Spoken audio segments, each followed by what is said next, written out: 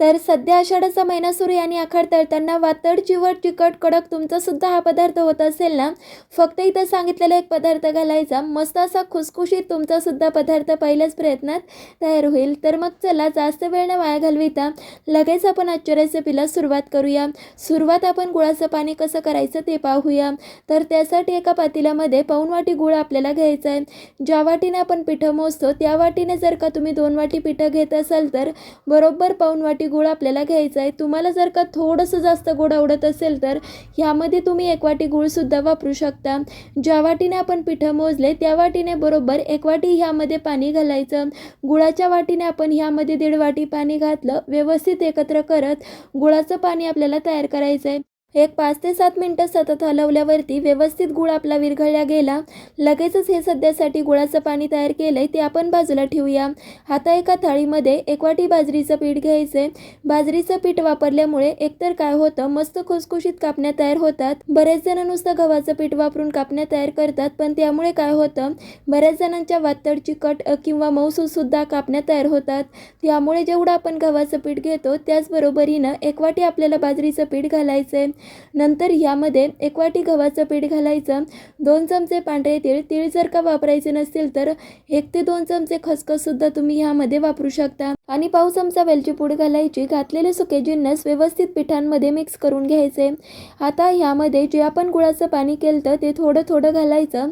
एकदम सुद्धा घालू नका. काय होतं, जर का तुम्ही एकदम घातलं तर पीठ आपलं पातळ होतं. पीठ अजिबात पातळ करायचं नाहीये. घट्टसरच पीठ भिजवायचं. जितकं जास्त घट्ट पीठ असेल तितक्या मस्त खुसखुशीत कापण्या आपल्या तयार होतात.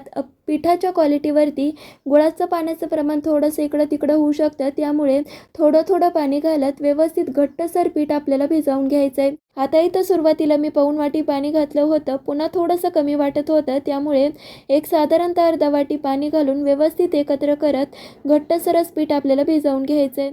आता इथं गुळाच्या पाण्यामध्ये काही कचरा तुम्हाला दिसत असेल तर गुळाचं पाणी आपल्याला गाळूनच मगच तिंबण्यासाठी वापरायचं आहे. आता इथं गुळाच्या पाण्यामध्ये काही कचरा नव्हता, त्यामुळे मी तसंच इथं वापरलं.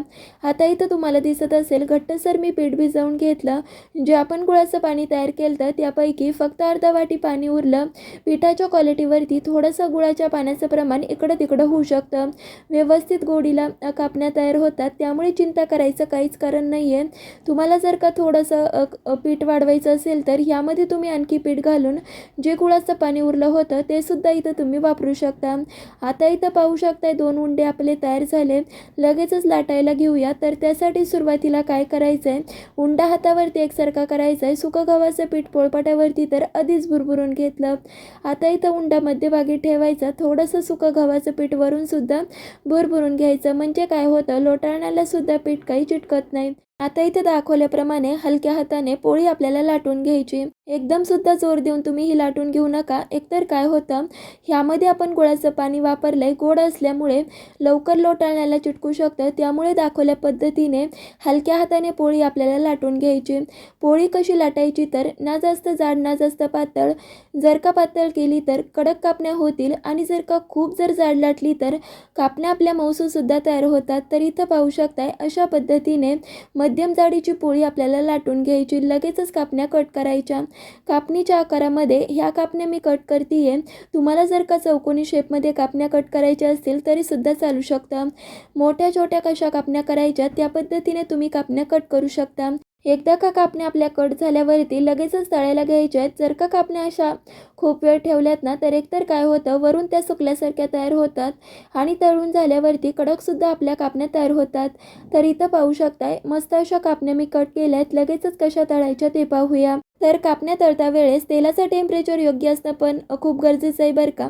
कमी जर का तेल गरम असेल तर कापण्या तेलकटसुद्धा तयार होतील आणि खूप जर का गरम तेल असेल तर वरून तर त्या तळल्यासारख्या दिसतील पण आतून त्या कच्च्या राहतील.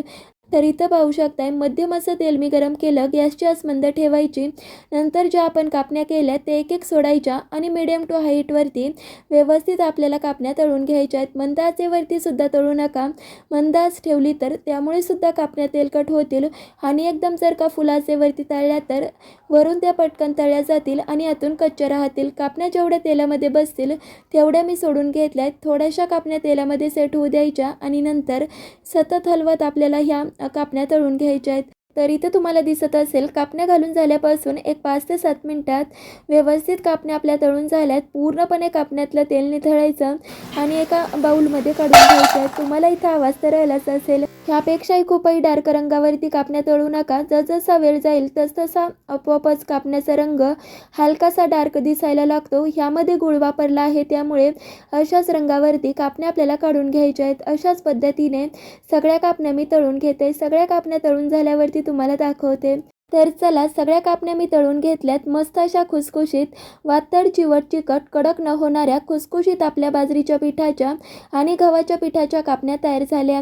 एक तुम्हाला कापणी मी तोडून दाखवते. आहा, मस्त खुसखुशीत, जरासुद्धा कडक इथं तुम्हाला दिसत नसेल. कापण्याचा रंग काय सुरेख आलाय, त्यावरती तेलसुद्धा काय छान दिसत आहे. त्यामुळे एकदा तरी ट्राय करा. अशा पद्धतीने जर का तुम्ही कापण्या केल्यात ना तर महिनाभर सुद्धा खुसखुशीत ह्या कापण्या अशाच्या अशा राहतात.